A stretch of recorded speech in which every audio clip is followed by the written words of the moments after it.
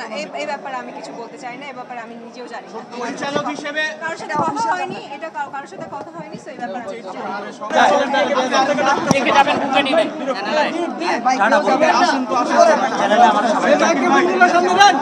ভাইয়া ভাই ঢালান channel light lock কই ভাই হ্যাঁ আচ্ছা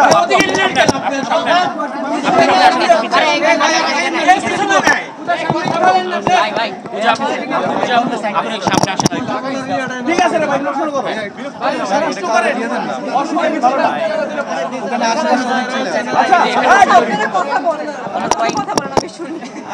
একটু জানাই ব্ল্যাক মানি 2 আসতেছে কিনা আগে আপনারা ব্ল্যাক মানি দেখুন, তারপরে আপনারা ডিসিশন নিন ব্ল্যাক মানি 2 আসবে কিনা, আর বাদ বাকি তো বঙ্গ ডিসিশন নেবে কিংবা ডিরেক্টর ডিসিশন নেবে ব্ল্যাক মানি 2 আসবে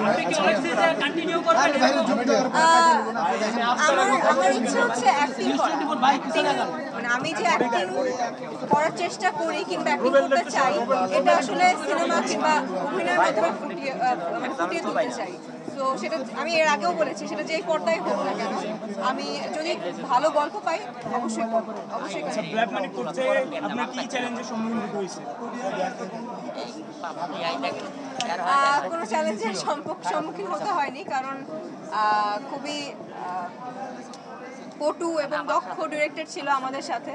সো কোনো চ্যালেঞ্জিং সিচুয়েশন ফেস করতে হয়নি। একদম শেষ প্রশ্ন করি, সেটা তো আমরা কানা ঘুষা শুনছি, ওখানে তাণ্ডবে আপনাকে দেখাচ্ছে না এই ব্যাপারে আমি কিছু বলতে চাই না, এই ব্যাপারে আমি নিজেও জানি না। পরিচালক হিসেবে কারোর সাথে কথা হয়নি, এটা কারোর সাথে কথা হয়নি, সো এই ব্যাপারে আমি কিছু জানি না। পরিচালক হিসেবে রায়হান রাফি থাকলে পূজা কতটা কমফোর্ট ফিল করে কাজ করতে? কোনটা?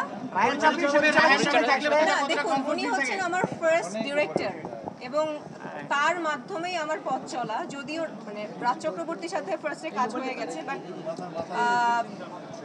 তার সাথে নায়িকা হিসেবে রিহার্সেল, আমার জার্নি সবকিছু জাজ মাল্টিমিডিয়া অ্যান্ড রায়হান রাফি দ্বারা শুরু হয়েছে। সো সে তো অবশ্যই আমার একটা কমফোর্ট জোনের জায়গা। আর ভালো লাগে আসলে প্রথম ডিরেক্টরের হিরোইন আমি আসলে কাজ করতে খুব স্বাচ্ছন্দ্য বোধ করি।